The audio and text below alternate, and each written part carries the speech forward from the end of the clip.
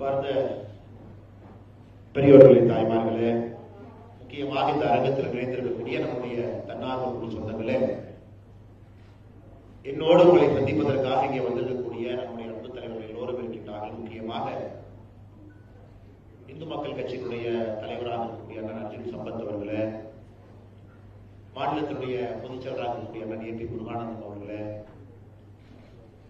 மாவட்டத்தினுடைய தலைவராக இருக்கக்கூடிய இந்த மாவட்டம் அவருடைய கண்காணிப்பில் இருக்கக்கூடிய மாவட்டம் அண்ணன் ரமேஷ் அவர்களே, இதற்கு மாநிலத்தினுடைய பொதுச்செயலராக இருந்து கோவை பாரதிய ஜனதா கட்சியினுடைய வளர்ச்சியில் அவர் மட்டுமல்ல, அவர் குடும்பமெல்லாம் ஒரு பெரிய பங்கு வகித்திருக்கிறார் அண்ணன் ஜி கே செல்வகுமார் அவர்களே, நம்முடைய பாரதிய ஜனதா கட்சியினுடைய பாராளுமன்ற அலுவலகம் முழுவதையும் பொறுப்பாக பார்த்துக் கொண்டு அரசியல் தனியாக ஒரு கிட்டத்தட்ட ஒரு முத்திரை இருக்கிறது. மூணு கட்சியில இருந்தாங்க, இன்னைக்கு பாரதிய ஜனதா கட்சியினுடைய விவசாய தலைவராக இருக்கிறாங்க அண்ணன் ஜி கே நாகராஜன் அவர்களே. தன்னார்வலர்களுடைய ஒரு நண்பர்களுடைய பெயரையும் சொல்லி அன்பு பாராட்டி வாழ்த்த வேண்டும் என்கின்ற ஒரு பெரிய ஆசை, எல்லோருடைய பெயரையும் சொல்வதற்கு நேரம் பத்தாது என்கின்ற ஒரே காரணத்தினால உங்களுடைய பெயரையெல்லாம் இன்று சுதர்ஷன் என்கின்ற பெயரின் மூலமாக உங்களுக்கு எல்லாம் நன்றி தெரிவிக்க நான் கடமைப்பட்டிருக்கின்றேன். குறிப்பாக இந்த தன்னார்வலர்கள் எல்லாம் இணைந்து உங்களை எல்லாம் ஒரே மேடையிலே கொண்டு வந்து கிட்டத்தட்ட 28 நாட்களுக்கு மேல முழுமையாக உங்களுடைய உழைப்பை கொடுக்கிறேன். எனக்கு அருகில் இருக்கக்கூடிய எல்லா அன்பு சொந்தங்கள், நிகழ்ச்சியை தொகுத்து வளர்ந்துறவங்க, இதற்கு பின்புலமாக இருக்கிறவங்க, முதுகலமாக இருக்கிறவங்க, வந்திருக்கக்கூடிய எல்லா நண்பர்களுக்கும், குறிப்பாக நம்முடைய பத்திரிகை நண்பர்களுக்கும் எங்களுடைய வணக்கத்தை மறுபடியும் தெரிவித்துக் கொள்கிறோம். நீங்க பேசும்பொழுது சில விஷயத்தை நாங்கள் வேண்டாம் அப்படின்னு ஏன் சொன்னோம் அப்படின்னாங்க, எங்களுக்கு நேரம் இருக்கு, கேட்பதற்கு காலம் இருக்கிறது. இன்னும் ஏன்னா இத்தனை நாள் நீங்க வேலை பார்த்துருக்கீங்க, கேட்கறதுக்காகத்தான் நாங்கள் வந்திருக்கோம். எல்லா விஷயத்தையும் நீங்கள் வெளிப்படையாக சொல்ல வேண்டிய அவசியம் இல்லை என்கின்ற காரணத்துக்காக தான். எனக்கு organisation should always have something for a secret. அது வந்து உங்களுடைய தொழில் யுக்தி. அது எல்லாத்தையும் வெளிப்படையாக பேச வேண்டும் என்கின்ற அவசியம் இல்லை. அதுக்கான நேரமோ ஒரு க்ளோஸ் டிஸ்கஷன் வரும் பொழுது நாம் அதை பேசுவோம். அக்கா அனிஷாக்காக இருக்கிறாங்க, அவர்களுக்கும் என்னுடைய வணக்கத்தை தெரிவித்து, நிறைய விவசாய பெருமக்கள் வந்திருக்கிறாங்க, அவர்களுக்கும் என்னுடைய வணக்கத்தை தெரிவித்து, இந்த தன்னார்வ குழுக்களை பொறுத்தவரை எல்லோரும் தான் என்கின்ற ஒரு தனிப்பட்ட மனிதனாக, ஒரு தனிப்பட்ட வேலையோடு தங்களுடைய குடும்பத்தை எல்லாம் பார்த்துக் கொண்டு வாழ்கின்ற அன்பு சொந்தங்கள் தேர்தல் நேரத்தில் அதையெல்லாம் மறந்து ஒரு பெரிய ஒரு இயக்கமாக கிட்டத்தட்ட 16-17 மணி நேரம் நீங்க வந்து வேலை பார்த்துருக்கீங்க. எனக்கு தெரியும் நிறைய பேர் போலீஸ் ஸ்டேஷன்லாம் கூட்டிட்டு போய் உட்கார வச்சிருக்காங்க. சுதர்சனம் தொலைபேசியில் சொல்லுவாங்க, ஏன்னா சப் இன்ஸ்பெக்டர் நீங்க என்ன பண்றீங்க, எப்படி உங்களுடைய கார்ல வந்து ஒரு பேனர் வந்துச்சு, எப்படி எலெக்ஷன் கமிஷனுடைய ரூல்ஸை நீங்க வயலேட் பண்ணிருக்கீங்க, இண்டிவிஜுவலா நீங்க எப்படி அதை கொண்டு போகலாம், உங்களுக்கு யாரும் அனுமதி கொடுத்தது, இல்ல ஒரு 10 பேர் இடத்துல சேர்ந்திருக்கிறீங்க அப்படின்னா அனுமதி வாங்கினீங்களா, கட்சி அனுமதி காட்டுங்க. அது போன்று இருக்கக்கூடிய தன்னார்வ குழுக்கள் செல்லாத இடமே கிடையாது. மிக முக்கியமா காவல்துறை உங்களை போலீஸ் ஸ்டேஷனுக்கு கூட்டிட்டு போய் விசாரிச்சதுக்கு அப்புறம் விட்டுருக்காங்க. எல்லாத்தையும் நீங்க பார்த்துட்டீங்க. உண்மையை சொல்ல வேண்டும் என்றால் அரசியல் இன்னைக்கு உங்களுக்கு என்னன்னு தெரியும். அதான் உண்மை. 99% மக்கள் அரசியல் இருந்து தூரமா இருப்பாங்க. ஆனா இன்னைக்கு உங்களுக்கு அரசியலை பார்த்துட்டீங்க, அருகில் இருந்து பார்த்துட்டீங்க. மக்களுடைய மனநிலை எப்படி இருக்கும் அப்படிங்கிறத 28 நாட்கள் உன்னிப்பாக கவனிச்சிருக்கிறது. ஒரு வீடு ஏறி இறங்கும் பொழுது மக்கள் வரவேற்பு எப்படி இருக்கும், சில இடத்துல வரவேற்பு இருக்காது, மக்கள் எப்படி யோசிக்கிறாங்க, எல்லாம் நீங்க ரொம்ப க்ளோஸா பார்த்தவங்க தான் இந்த போர் வாலண்டியர்ஸாக இந்த அரங்கத்துக்குள்ள அமர்ந்து. இப்ப அரசியலை பார்த்த பிறகு அரசியல் எப்படி இருக்கு, ஹவுஸ் பாலிடிக்ஸ் அப்படின்னு கேட்டா 2 விதமான கருத்துக்கள் இங்க வரும். கிட்டத்தட்ட நிறைய பேர் வந்து அரசியல் சரியில்லை அப்படிங்க, பாலிடிக்ஸ் இஸ் நாட் குட் அப்படிங்க. கொஞ்சம் பேர் வந்து பாலிடிக்ஸ் இஸ் குட் அப்படிங்க. இந்த ஜனநாயகத்தினுடைய தன்மையை பார்த்தீங்கன்னா it's very slow moving. Democracy is always very slow moving. நம்ம மெதுவாக பார்த்தது நல்லது. ஒரு சைனாவில் இருக்கிற மாதிரி ஒரு 7 பேர் கொண்ட ஒரு குழு, ஒரு ஸ்டாண்டிங் கமிட்டி அவங்களே இருந்து ஒரு கம்யூனிஸ்ட் பார்ட்டி அப்படிங்கிற பேர்ல ஆட்சி நடத்துறது வேலை. ஒரு ஜனநாயக ரீதியில இந்தியாவை போன்ற ஒரு பெரிய நாடு, 142 கோடி மக்கள், அதுவும் குறிப்பா கோயம்புத்தூர்ல குட்டி இந்தியா மாதிரி, மினி இந்தியா மாதிரி எல்லா மொழியும் பேசக்கூடிய மக்கள் சிட்டிக்குள்ள இருக்கிறாங்க. எல்லா ஜாதிகள், எல்லா மதங்கள் மக்கள் இருக்கிறாங்க. ஒருவருடைய டேஸ்ட் வேற மாதிரி இருக்கும். ஸோ ஒருவருக்கு ஒன்று பிடிக்கும், ஒன்று பிடிக்காது. நிறைய பேருக்கு வந்து ஏன் பிடிக்காதுன்னு கேட்டீங்கன்னா கற்பனையில சில விஷயங்கள் பிடிக்காது, உங்களோட தெரிஞ்சிருக்காரு. ஸோ ஜனநாயகத்துல ஒருவர் ஓட்டும் சமம். தி பியூட்டி ஆஃப் டெமோக்ரஸி பாருங்க. நீங்க இந்தியாவுடைய பணக்கார வரிசையில முதல் மனிதனாக இருந்தாலும் சரி, ஒரு ஏழை தாயாக ஒரு பிசை வீட்டில் வாழ்ந்தாலும் சரி, இருவருடைய ஓட்டும் ஒரே ஓட்டு தான். இந்த ஓட்டுல வந்து ஒரு பெரிய ஓட்டு சின்ன ஓட்டு கிடையாது.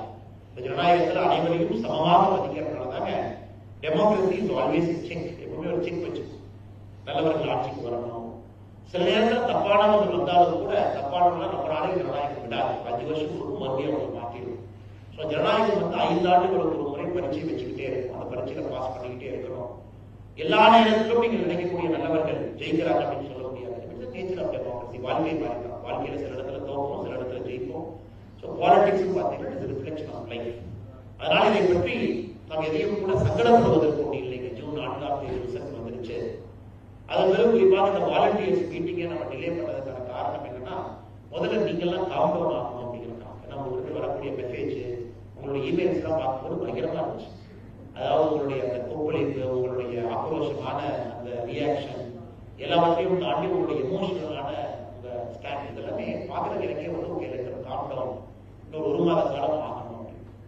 நான் இதுக்கு முன்னாடி வாலண்டியர் சந்திச்ச பொழுது உங்களுக்கு ஒரு சின்ன ஒரு கதை சொன்னாங்க. மறுபடியும் உங்களுக்கு நான் சொல்ல விரும்புகிறேன். அப்ரஹாம் லிங்கன், நாம் எல்லாரும் விரும்பக்கூடிய ஒரு பெரிய ஒரு அரசியல் தலைவர், ஒரு அற்புதமான ஒரு மனிதர்.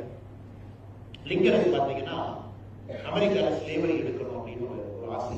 அமெரிக்கன் கான்ஸ்டிடியூஷன் வந்து 1776 அந்த கான்ஸ்டிடியூஷன், நான் சொல்றது கிட்டத்தட்ட 250 ஆண்டுகளுக்கு முன்பு அந்த கான்ஸ்டிடியூஷன் எழுதப்பட்ட பொழுது 3/5 காம்ப்ரமைஸ் ஒரு வார்த்தையை பயன்படுத்திக்கலாம். 3/5 காம்ப்ரமைஸ் வந்து ரொம்ப பயங்கரமா இருக்கு. அதாவது நார்த்தும் சவுத் ஆஃப் அமெரிக்காவோட சேர்த்து அதை யுனைடெட் ஸ்டேட்ஸ் ஆஃப் அமெரிக்காவை உருவாக்கணும் அப்படிங்கிறப்போ சவுத் என்ன சொல்லுவாங்க, இல்லை எங்ககிட்ட வந்து நிறைய ஸ்லேவ்ஸ் இருக்காங்க, நார்த்ல வந்து ஸ்லேவ்ஸ் இல்லை, நிறைய ஒயிட் பீப்புள் இருக்காங்க, நம்ம ஒன்னா இணைஞ்சோம்னா ஒரு ஸ்லேவுக்கு ஒரு ஓட்டு, அது இருக்கக்கூடிய வெள்ளக்காரனுக்கு ஒரு ஓட்டுனா அப்புறம் பிரசிடென்ட்ஸ் எல்லாமே பெரும்பாலும் சவுத்ல தான் வருவாங்க. நார்த்ல இருந்து யாருமே பிரசிடென்ட் வர மாட்டாங்க. இது பேசிக் காம்ப்ரமைஸ் பாலிடிக்ஸ்.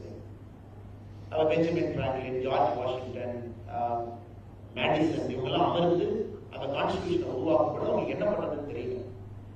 சவுத்ல மக்கள் தொகை அதிகமா இருக்கு, காரணம் ஸ்லேவ்ஸ் அங்க அதிகமா இருக்கிறாங்க. ஆனா ஒரு ஓட்டு சமம் நம்ம வச்சோம் அப்படின்னா பிரசிடென்ட் சவுத்ல இருந்து தான் வருவாங்க, நார்த் அமெரிக்கால இருந்து யாரும் வரமாட்டாங்கிறதுக்காக அவங்க என்ன சொன்னாங்கன்னா 5 பேர் ஸ்லேவ்ஸ் ஓட்டு போட்டாங்கன்னா அது 3 வெள்ளக்காரனுடைய ஓட்டாக கன்சிடர் பண்ணணும். இப்படி எல்லாம் ஜனநாயகம் இருக்காங்க.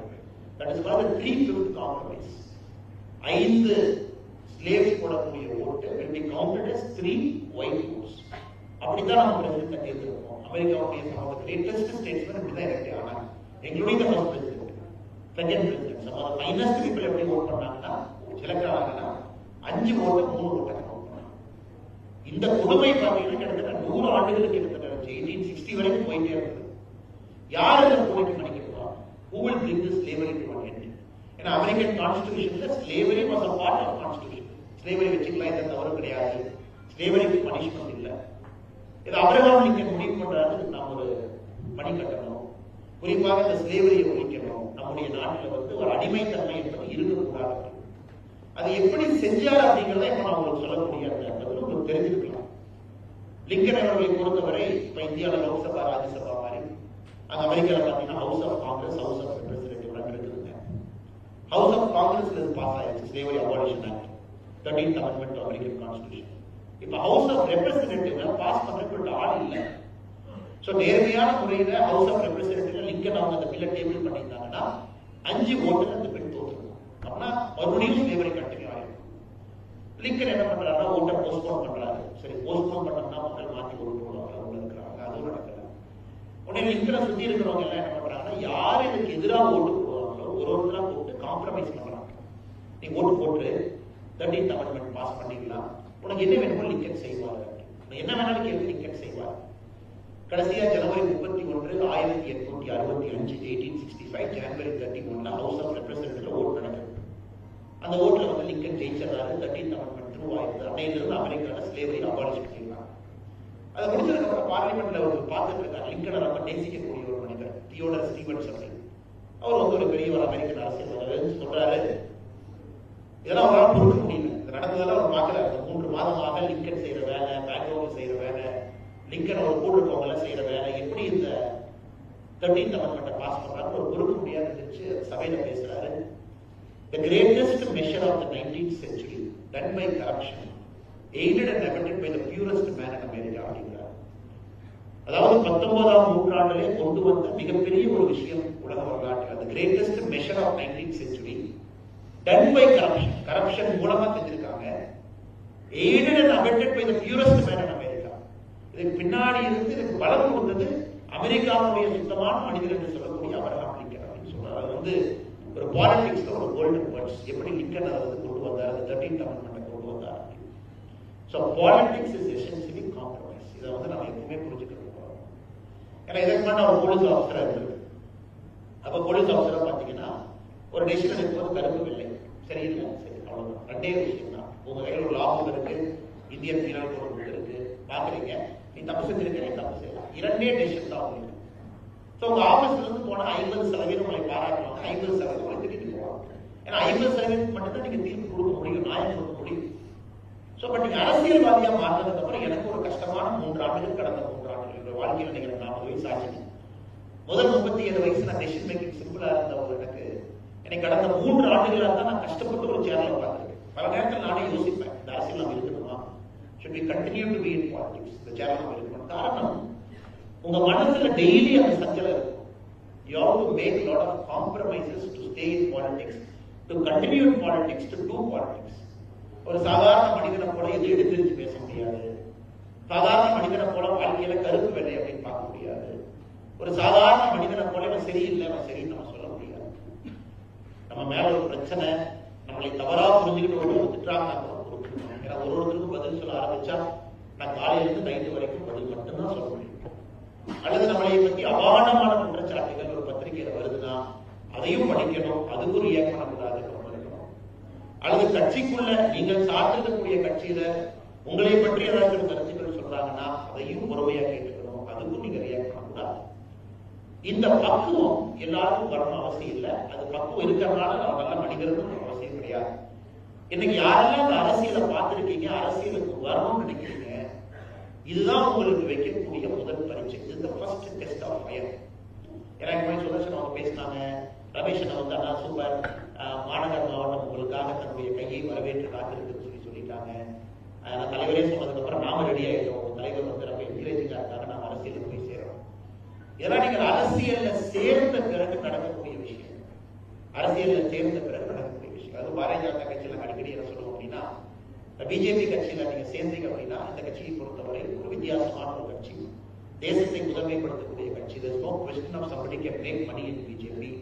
அதனால இங்க எல்லோரும் தன்னுடைய தனிப்பட்ட ஒரு இன்பமாக இருக்கட்டும், தனிப்பட்ட நிம்மதியாக இருக்கட்டும், தனிப்பட்ட சொத்தாக இருக்கட்டும், அது இழந்துதான் பாரதிய ஜனதா கட்சியில் எல்லாருமே பயணம் பண்ணிருக்கோம். நீங்க பழைய தலைவர்களுக்கு எடுத்து பாருங்க, கடந்த ஒரு 40 ஆண்டு கால வரலாற்று எடுத்து பாத்தீங்கன்னா இந்த கட்சியில சேர்ந்து ரியல் எஸ்டேட் பண்ணி அதன் மூலமா சம்பாதிக்கலாம். இந்த கட்சியில வேலை இல்லை. இந்த கட்சியில சேர்ந்தனால நமக்கு யாராச்சும் கமிஷன் கொடுப்பாங்களா? இந்த கட்சியில அந்த வேலை இல்லை. அதனால அந்த கட்சியினுடைய தலைவர்கள் பாத்தீங்கன்னா பெரும்பாலும் எதையாச்சும் இழந்திருப்பாங்க. எவ்வளவு லாஸ் ப்ராடக்ட், ப்ராப்பர்ட்டியில இருந்து, சொத்துல இருந்து நிறைய பேர் பாத்தீங்கன்னா சொந்த வித்தெல்லாம் அந்த கட்சிக்கு போய் செலவு பண்ணிக்கலாம். அப்படிப்பட்ட ஒரு நோபலான கட்சி. அதனாலதான் அந்த கட்சி பாத்தீங்கன்னா எனக்கு கொண்ட சோல் எந்த கட்சிக்கும் இல்லாத ஒரு ஆன்மா பாரதிய ஜனதா கட்சிக்கு இருக்கிறது. காரணம் இங்க இருக்கக்கூடிய மனிதர்கள் அப்படிப்பட்டவர்கள் தான் தன்னுடைய செல்வத்தை எல்லாம், நிம்மதியெல்லாம், பொருளையெல்லாம் இழந்து இந்த நாடு நன்றாக இருக்க வேண்டும் என்று நினைக்கக்கூடிய அன்பர்கள் பாரதிய ஜனதா கட்சியில் அதிகமா இருக்கிறனால இந்த பார்ட்டி அது மட்டும் ஸ்பிரிட். அதனால இன்னைக்கு பாலிடிக்ஸ் வரணும், வாலண்டியர்ல இருந்து நான் அரசியலுக்கு நான் ஒரு கால் எடுத்து வச்சுட்டேன் வரணும்னு நினைக்கிறவங்க முதல்ல உங்களுக்கு தேவை பொறுமை, பேஷன்ஸ். இரண்டாவது உங்களுக்கு தேவை சகிப்புத்தன்மை. மூன்றாவது உங்களுக்கு தேவை காம்ப்ரமைஸ். ஏன்னா டெமோக்ரஸியில இந்த மூன்றும் மிக மிக முக்கியம். பொறுமை வேணும், சகிப்புத்தன்மை வேணும், காம்ப்ரமைஸ் வேணும். அதாவது சில விஷயங்களை செய்ய முடியாது, அது 2 வருஷம் கழிச்சு தான் செய்யலாம். சரி, ஓகே, 2 வருஷம் கழிச்சு பண்ணிக்கலாம். 10 விஷயங்கள் செய்யணும் வருவீங்க, 5 விஷயம் தான் இந்த வருஷம் செய்ய முடியும், அந்த விஷயத்தை வருஷம் பண்ணணும். இப்ப நீங்க மோடி ஐயாவுடைய பிரச்சனை யோசிச்சு பாருங்க. இப்ப நான் பேசிக்கிறோம், இப்ப மோடி அவர்கள் 10 ஆண்டுகள் இந்த நாட்டை எப்படி நடத்திருப்பாங்க நீங்க பாருங்க. லிங்கன் அவருடைய ஒரு உதாரணம் சொல்லி இந்த மாதிரி மோடி ஐயாக்கு எத்தனை பரீட்சை வந்திருக்கும், எத்தனை சட்டத்தை கொண்டு வரணும். உதாரணத்துக்கு ஆர்டிகல் 370 முதல்ல இங்க கொண்டு வந்தாங்க, ராஜ்யசபால கொண்டு வந்தாங்க. ஏன் ராஜ்யசபாவுக்கு மெஜாரிட்டி இல்ல, ராஜ்யசபால கொண்டு வந்துதான் லோக்சபாக்கே போச்சு. நம்ம லோக்சபா போய் ராஜ்யசபா போகல. அதனால மோடி அவருடைய வாழ்க்கையை ரொம்ப உன்னிப்பா இன்னும் நீங்க படிக்க ஆரம்பிச்சு கவனிக்க ஆரம்பிச்சுன்னா உங்களுக்கு தெரியும், the chair is a burden. அந்த சேர்ல போய் நீங்க உட்கார்ந்தீங்கன்னா it is a burden, it is a responsibility. அவ்வளவு burden அவர் சுமக்கணும். இந்த முகத்துல அதை காட்டக்கூடாது. அவரு அவ்வளவு பிரச்சனைகள் அவர் கையாளணும், எதிர்கட்சிகள் வசைப்பாடுறதை கேட்கணும். அதை தாண்டி அவருடைய இலக்கு இந்த நாடு நன்றாக இருக்க வேண்டும் என்கின்ற ஒற்றை இலக்கில் அவருடைய பயணம் இருக்கு. அது எப்படி வேணாலும் மக்கள் மாற்றி பேசுறோம். உதாரணத்துக்கு மணிப்பூர் இருக்கு. மணிப்பூர் நடக்கக்கூடிய கில்லிங்ஸ் 2004 14 வரை நீங்க எடுத்துக்கிட்டு 2014 இருந்து 24 வரைக்கும் பாத்தீங்கன்னா 10ல் 1 தான் இருக்கும். பிஜேபி ஆட்சிக்கு அதுக்கு நடந்த காங்கிரஸ் ஆட்சிக்கும் armed forces special powers act என்ன வச்சு இந்த மாதிரி ஒரு ட்விஸ்ட் பண்ணி சொல்லும் பொழுது சில இடத்துல அதை பொறுமையாக கடந்து செல்ல வேண்டிய காலம் நமக்கு இருக்கு. அதே போல எதிர்கட்சிகள் நீங்க என்ன கொண்டு வந்தாலும் கூட அதை மாற்றி தான் சொல்லுவாங்க, இது சரியில்லை அது சரியில்லை அப்படின்னு. அதையும் கடந்து போக வேண்டியது. அதனால நீங்கள் புரிந்து கொள்ள வேண்டியது, இதையெல்லாம் தாண்டி தான் மோடிஜி டெலிவர் பண்ணியிருக்காரு. மோடிஜி இவ்வளவு டெலிவர் பண்ணியிருக்காரு 10 ஆண்டுகள்ல. இன்னும் 5 ஆண்டுகள் டெலிவர் பண்ண போறாங்கன்னா ஒரு அந்த சேருக்கு இருக்கக்கூடிய பேர்டன், சேருக்கு இருக்கக்கூடிய ரெஸ்பான்சிபிலிட்டியை தாண்டி ஒரு தேச தலைவர் மோடி என்கின்ற மனிதன் இந்திய ஜனநாயகத்தில் பெர்ஃபார்ம் பண்றாங்க. அது இந்திய டெமோக்ரஸியில பெர்ஃபார்ம் பண்றது சாதாரண வேலை இல்லைங்க. அதை இங்க இருக்கக்கூடிய நண்பர்கள் இந்த எலெக்ஷன்ல புரிஞ்சு இப்படி நீங்க பாத்தீங்கன்னா இதை தோல்வி என்று பார்ப்பதை விட கோயம்புத்தூர்ல வெற்றி கொஞ்சம் தள்ளி போயிருக்கு அப்படிதான் நீங்க பார்க்கணும். இதை தோல்வின்னு பார்க்கணும்.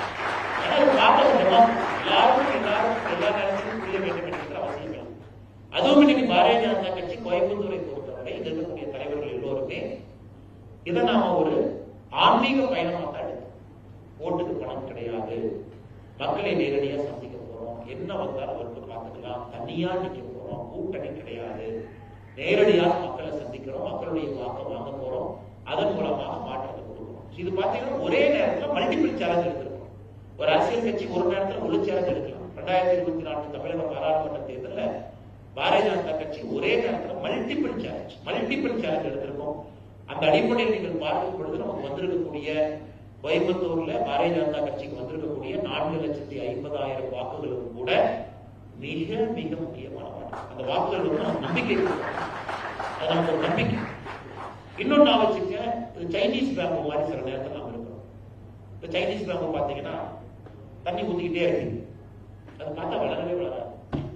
நம்ம டென்ஷன் ஆகி என்னடா அது இவ்வளவு நாள் தண்ணி ஊற்றுறோம், 20 நாள் ஊற்றுறோம், 30 நாள் ஊற்றுறோம், டைம் எல்லாம் வேஸ்ட் பண்ணி ஊற்றுறோம், காலைல 5 மணிக்கு எதிர்த்து ஊற்றுறோம். இந்த சைனீஸ் பேங்க் ஏன் வளரவே மாட்டேங்குது? 90 நாள் ஆனதுக்கு அப்புறம் பார்த்தீங்கன்னா சைனீஸ் பேங்கோ தினமும் 4 சென்டிமீட்டர் வளரும், 3 சென்டிமீட்டர். 10 நாள் கழிச்சு பார்த்தா 40 சென்டிமீட்டர் வளர்ந்துருக்கும். என்னையா அது இவ்வளவு பெருசு வளருது? அப்ப என்ன நடந்திருக்குன்னு பாருங்க. முதல் 90 நாள் நீங்கள் ஊற்றக்கூடிய தண்ணீர்ல அதனுடைய வேர் ஸ்ட்ராங் ஆயிருக்கு, மேல வளர்ச்சி தெரியல, கீழே வேர் ஸ்ட்ராங் ஆயிருக்கு. 90 நாள் கடந்து சைனீஸ் பேம்பு வந்து 4 சென்டிமீட்டர் வளரும் பொழுது மட்டும்தான் அந்த வளர்ச்சி வெளியே தெரியும். ஆனால் இன்னைக்கு நாம் வேர்களை பலப்படுத்திக் கொண்டிருக்கிறோம் என்பதை மிகவும் தெளிவாக தமிழ்நாட்டுல கிட்டத்தட்ட 3ல் 1 பூத்துல நம்முடைய கூட்டணி பாரதிய ஜனதா கட்சி 1வது இடத்துக்கு வந்திருக்கோம் அல்லது 2வது இடத்துல வந்திருக்கோம். ஆனா 33% பூத்துல கிட்டத்தட்ட நாம ஃபர்ஸ்ட் ஆர் செகண்ட் வந்திருக்கோம். இது ஒரு சாதாரண ஒரு விஷயம் இல்லைங்க, ஒரு மிகப்பெரிய விஷயம். 68,000 பூத்துல கிட்டத்தட்ட 8,000 பூத்துல பாரதிய ஜனதா கட்சி முதல் இடத்துல வந்திருக்கு.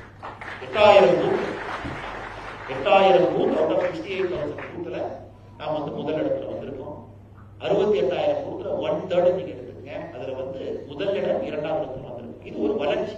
அப்படின்னா வேர்கள் பலமாக கொண்டிருக்கிறது. ஆனா நீங்க தண்ணி ஊத்துறதை நிறுத்திட்டீங்கன்னா தப்பா போயிடும். 10 நாள் பார்த்தா சைனீஸ் பேங்க் வளரவே இல்லை. என்னன்னா வளரவே இல்லை, டைம் வேஸ்ட், காலேஜ் தெரியும், தண்ணியை ஊத்த வேண்டாம். இப்ப நாம எல்லாரும் நிலைமையில் இருக்கோம். ஒரு வாலண்டியர்ஸா நீங்க அரசியல் கட்சி தொண்டர்கள் பார்த்தோம், இவ்வளவு உழைப்பு போட்டோம், கோயம்புத்தூர் இதுக்கு மேல உழைக்க முடியுமா? கண்டிப்பா உழைக்க முடியும். இதுக்கு மேல வாலண்டியர்ஸுடைய செயல்பாடுகள் இருக்க முடியுமா? சத்தியமா இதுக்கு மேல இருக்க முடியாது. இது இன்னும் கொஞ்சம் கட்சி வேலை செஞ்சிருக்கலாமா? சத்தியமா சொல்றாங்க, கட்சி இதுக்கு மேல வேலை செஞ்சிருக்க முடியாது. அப்ப எல்லாருமே வேலை செஞ்சு இவ்வளவுதான் வந்துச்சுங்களா, அப்ப தண்ணி ஊத்துறதம் இருந்துக்கலாம். அது இல்லைங்க. நீங்க தண்ணி ஊத்துறதை நிறுத்திட்டீங்கன்னா அந்த வேர் வந்து பலமாகும். அதனால நம்ம செய்யக்கூடிய வேலை இன்னும் நீங்க பண்ணிக்கிட்டே இருக்கணும். Keep doing. டெமோக்ரஸில சில நேரம் ஒரு கோபம் வரத்தான் செய்யும்.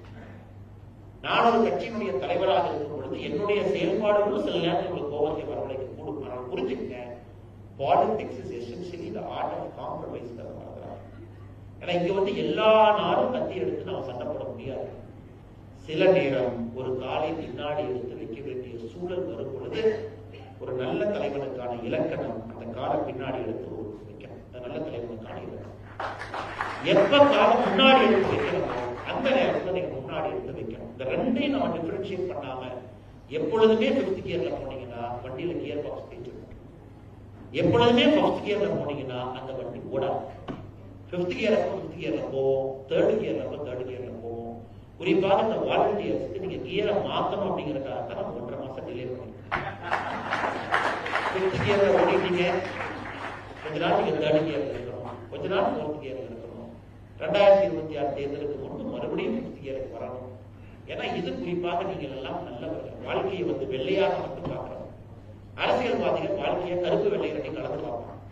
அதனால நீங்க ரொம்ப நல்லவங்க அப்படிங்கறதுனால அரசியல்ல பிரச்சனைகள் வரத்தான் செய்யும். நல்லவங்களுக்கு தான் முதல்ல பிரச்சனை வரும். ஏன்னா நீங்க காம்ப்ரமைஸ் பண்ண மாட்டீங்க. ஏன் நடந்துச்சு, ஏன் இப்படி நடந்துச்சு, இது ஏன் நடக்கல, இது உடனே நடந்திருக்குங்க அப்படின்னா ஜனநாயகம் கொஞ்சம் பொறுமையா தான் இருக்கும். எல்லோரும் ஒரே மாதிரி பார்க்க மாட்டாங்க. 10 பேர் ஓட்டு போடுறாங்கன்னா 10 பேருக்கு 10 பிரச்சனையோடு தான் வாக்குச்சாவடிக்கு வர்றாங்க. ஒருத்தருக்கு இது வேணும், ஒருத்தருக்கு அது வேணும், ஒருத்தருக்கு வளர்ச்சி வேணும், ஒருத்தவங்களுக்கு தனிப்பட்ட வளர்ச்சி வேணும், ஒருத்தருக்கு சமுதாய வளர்ச்சி வேணும், ஒருத்தருக்கு நாட்டு வளர்ச்சி வேணும், ஒருத்தவங்களுக்கு அவங்க தெருவுடைய வளர்ச்சி வேணும். ஆனா எல்லாம் சரிதான். நீங்க இண்டிவிஜுவலா உட்கார்ந்து பாத்தீங்கன்னா அவர்களுடைய கோணத்துல வயிற்றுக்கு உணவில்லாதவங்களுக்கு என்னங்க, யாரு வயிற்றுக்கு சாப்பாடு போடுறாங்களோ அவங்களுக்கு முக்கியத்துவம். எல்லாரும் இருக்கிறவங்களுக்கு என்ன, நாடு வளரணும். பாதி இருக்கிறவங்களுக்கு என்ன, அவங்களும் வளரணும், நாடு வளரணும். அதனால யாரும் தப்பானவர்கள் கிடையாது. எல்லோரும் அவருடைய கோணத்துல சரியானவங்க தான். அவர்களையும் அனுசரிச்சுதான் போகணும். இன்னைக்கு நாம் வாங்கியிருக்கக்கூடிய வாக்கு ஒரு படி 34%, 35% கோயம்புத்தூர்ல ஓட்டு வாங்கியிருக்கோம். அடுத்தது இன்னும் நம்ம இம்ப்ரூவ் பண்ண முடியும். 40%, 42, 43% போகணும். இன்னும் ஒரு அப்ராக்சிமேட்டா 450, 460 நாள்ல அசம்பிளி எலெக்ஷன் வர இருக்கு. நீங்க ஒரு குறிக்கோளை எடுத்துக்கணும். பில்டிங் a good society, ஒரு நல்ல சமுதாயத்தை நீங்கள் உருவாக்க வேண்டும் என்றால் உங்கள் பகுதியில நல்ல ஒரு வேட்பாளர், நல்ல ஒரு கட்சி வரணும் அப்படிங்கிறது நீங்க தெளிவா இருக்கணும். அதையும் மனசுல வச்சுக்கிட்டு இன்னைக்கு இந்த வாலண்டியர் நெட்வொர்க் பாத்தீங்கன்னா சுதர்ஷன் அவர்களையும் அந்த கோர் டிவி ரொம்ப சொல்ல பண்ணேன். எது சொல்ல பண்ணாங்க, இந்த மீட் நடக்கிறதுக்கு முன்னாடி அவர் நான் 2-3 விஷயம் சொன்னேன். ஒன்று, ஆனா இது ஒரு தனி மனிதனை சார்ந்தோ ஒரு வேட்பாளரை சார்ந்தோ இந்த இயக்கம் 28 நாட்கள் இன்னைக்கு நடந்தது. இன்னி நீங்க அந்த வாலண்டியர் மீட் நடக்கும் பொழுது அடுத்த டிரான்சிஷனை நீங்க எடுக்கணும். அடுத்த டிரான்சிஷன் என்னன்னா, இந்த இயக்கம் சமுதாயத்தை சார்ந்த ஒரு இயக்கமாக மாற வேண்டும் என்று ஒரு பெரிய வேண்டுகோளை வைத்தேன். எங்கிருக்கக்கூடிய சுதர்ஷன் அவர்களோ நீங்கள் எல்லோரும் அதை ஏற்றுக்கொண்டு இன்னைக்கு ஒரு சமுதாயம் தழுவி இயக்கமாக நீங்க மாற்றிருக்கிறீங்க. அது வாய்ஸ் ஃபார் கோவை என்கின்ற VOC, வாய்ஸ் ஆஃப் கோவை என்கின்ற இயக்கமாக மாற்றிருக்கிறீங்க. என்னுடைய அன்பான வேண்டுகோள், வாய்ஸ் ஃபார் கோவை என்கின்ற பெயரா VOC, voice of Kovai, VOC, voice of Kovai. இன்னைக்கு உங்களுடைய உண்மையான வேலை என்னன்னா, பாரதிய ஜனதா கட்சியில நான் தவறு செய்தாலும் கூட நீங்க கேள்வி கேட்கணும். அதுதான் உண்மையான சமூக இயக்கத்துக்கான உண்மையான ஒரு இது. ஏன்னா மக்கள் உங்களை நம்பணும். ஏன்னா நீங்க முழு அரசியல் கட்சியா மாறிட்டீங்க அப்படின்னா உங்களுக்கு இருக்கக்கூடிய நடுநிலை தன்மை என்பது அதை இழந்து விடுவீங்க. நீங்க வாலண்டியர்ஸ் அப்படிங்கிறனாலே உங்களுக்கு அந்த நடுநிலை தன்மை இருக்கு. ஓ இவங்க எல்லாம் நியூட்ரல், இவங்க கட்சியை சாராதவங்க, நம்மள்ட்ட ஓட்டு கேட்கிறாங்கன்னா உங்க மீது ஒரு தனிப்பட்ட மரியாதை மக்கள் வச்சிருப்பாங்க. கட்சியை சாராதவங்க எலெக்ஷனுக்கு வந்து கேட்கிறாங்க, நம்ம மரியாதை கொடுக்கணும். அதனால இந்த வாய்ஸ் ஆஃப் கோவையாக மாறும் பொழுது இதுல 2 பிரச்சனைகள் வரும். ஒன்று, நான் பாரதிய ஜனதா கட்சியில சேரணும், எனக்கு இந்த சித்தாந்தம் பிடிச்சிருக்கு, சூப்பர், ரமேஷ் அங்க இருக்கிறாங்க, பாரதிய ஜனதா கட்சியில இணைஞ்சு கட்சியில essentially compromise 5th gear, 3rd gear, 2nd gear இதெல்லாம் போட்டு கட்சியில போறாங்க. இல்லனே நான் கியரை குறைக்கிறதுக்கு தயாரா இல்ல, ஏன் வண்டி எப்பவுமே 5th கியர்ல தான் இருக்கும் என்று நினைப்பவர்கள் உங்களுடைய தனித்தன்மையை கொஞ்சம் கூட இழக்காம வாய்ஸ் ஆஃப் கோவையில நீங்க பயணம் செய்யணும். இதுவே கோயம்புத்தூருடைய வளர்ச்சி முதன்மையானதாக இருக்கும். அது ரொம்ப முக்கியம். காரணம், கோயம்புத்தூருடைய வளர்ச்சி நோ காம்ப்ரமைஸ். அதற்கு என்னுடைய வேண்டுகோள், பாரதிய ஜனதா கட்சி நாங்கள் செய்வோம் என்கின்ற நம்பிக்கையும் உறுதி வார்த்தையும் உங்களுக்கு அளிக்கும். அதே நேரத்தில் சில இடத்துல பாரதிய ஜனதா கட்சி இன்னும் வேகமாக செய்ய வேண்டும் என்று நினைத்தால் அதையும் நீங்க சொல்லுங்க.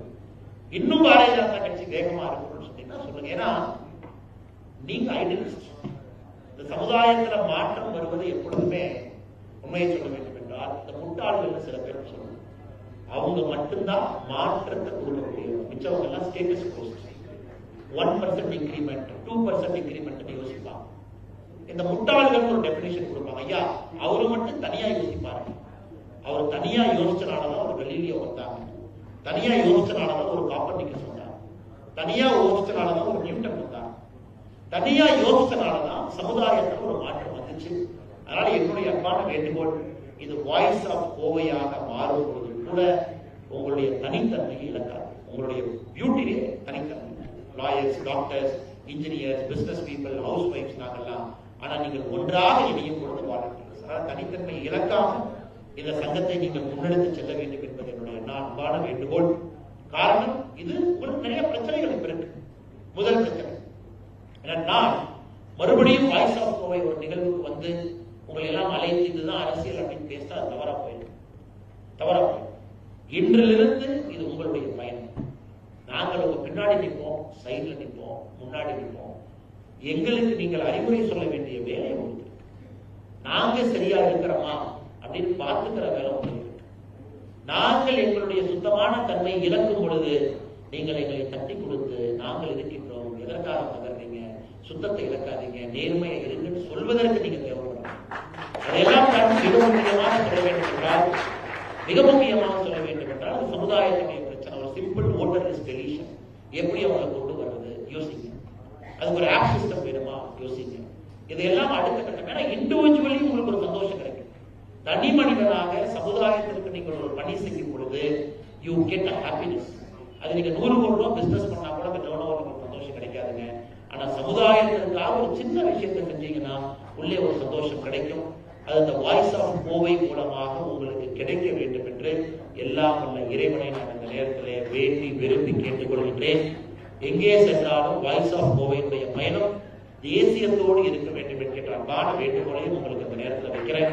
இந்த வாய்ஸ் ஆஃப் கோவையினுடைய பயணம் ஒரு வளர்ச்சி அடைந்த பாரதத்திற்காக இருக்க வேண்டும், ஒரு வளர்கின்ற கோவைக்காக இருக்க வேண்டும்.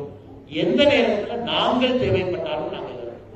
ஏன்னா இன்னைக்கு நீங்க சிட்டுக்குருவி ஆயிட்டீங்க. கடைசியா பத்திரிகை நண்பர்கள் அடுத்த பிரஸ் மீட் தயார் முன்னாடி இந்த ஒரே ஒரு விஷயத்தை மட்டும் நான் சொல்லியிருக்கேன். எனக்கும் பெரிய ஆசை உங்க எல்லாத்தையும் பாரதிய ஜனதா கட்சியில் இணைக்கணும்.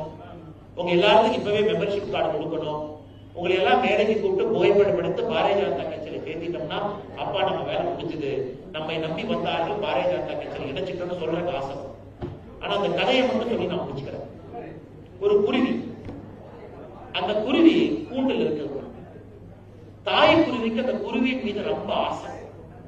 ஐயோ நம்ம குஞ்சு குருவி அது கஷ்டப்படக்கூடாது, நம்ம குஞ்சு குருவி பறந்துதான் போய் சாப்பாடு செய்யக்கூடாதுங்கிறதுக்காக தாய் குருவி என்ன பண்ணது, குஞ்சு குருவியின் மீது இருக்கக்கூடிய நம்பிக்கையில மரியாதையில தினமும் வந்து சாப்பாடா கொடுக்குது. அந்த குஞ்சு குருவி சாப்பிடு. ஏன்னா அந்த இறை தேடுவதற்கான பசி இல்லாதனால தாய் கொடுக்க கொடுக்க அந்த குஞ்சு குருவி சாப்பிடும். சாப்பிட குஞ்சு குருவியினுடைய உடம்பு பெருசாயிருது. குஞ்சு குருவியினுடைய ரக்கை பார்த்தீங்கன்னா இன்னும் வெயிட்டா போயிருக்கு, கடினமாயிருக்கு.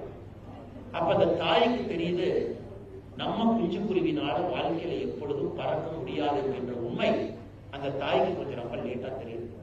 அதனால நல்ல தாயாக இருக்கும் பொழுது பாத்தீங்கன்னா அந்த குஞ்சு குருவியை மூக்க வச்சு அந்த கூடுல இருந்து தள்ளி விடும். நல்லா யோசிச்சு பாருங்க, அனிமலுடைய நல்லா யோசிச்சு பாருங்க. கிராமத்துல வீடு இருக்கிறவங்க அல்லது வீட்டுக்குள்ள குருவி கூடு இருக்கிறவங்க நல்லா காலைல உன்னிப்பா பாருங்க. அந்த குஞ்சுக்கு நேரமானவுடன் தாய் தன்னுடைய மூக்கை வைத்து அந்த குருவி பறப்பதற்கு தயாராக இல்லை என்றால் தன்னுடைய மூக்கை வைத்து அந்த குருவியை தள்ளிவிடும். அந்த குருவினால பறக்க முடியுங்கிற நம்பிக்கை அது வரைக்கும் இருக்காது. தாய் தள்ளிவிட்டவுடன் பறக்க ஆரம்பிச்சு. அதனால இன்னைக்கு வேண்டா வெறுப்பாக உங்களை மூக்கிலே தள்ளிவிட வேண்டிய காரியத்தை நான் செய்ய வேண்டிய கட்டாயம் எனக்கு இருக்கு. காரணம், நாங்கள் சுத்தமாக இருப்பதற்கு நீங்கள் சமுதாயமாக ஒரு அரசியல் கட்சி சாராம ஒரு குழு பயணம் செய்யணும். ஒருவேளை தள்ளிவிட்ட பிறகு அந்த குஞ்சு குருவி கீழே வந்துச்சுன்னா பிடிப்பதற்கு நாங்க இருக்கோம். அதை பத்தி நீங்க வைக்கணும். தைரியமா நீங்க பறக்கணும், எல்லா விஷயத்தையும் கையில் எடுக்கணும்.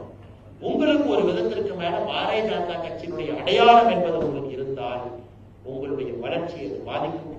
நீங்கள் நடுநிலைமையாக தனித்தன்மையாக நாங்கள் எந்த கட்சியும் சாராம இருக்கோம் அப்படின்னு நீங்க சொன்னாதான் மக்களுக்கு உங்கள் மீது மதிப்பும் மரியாதையும் எப்பொழுதும் வரும்.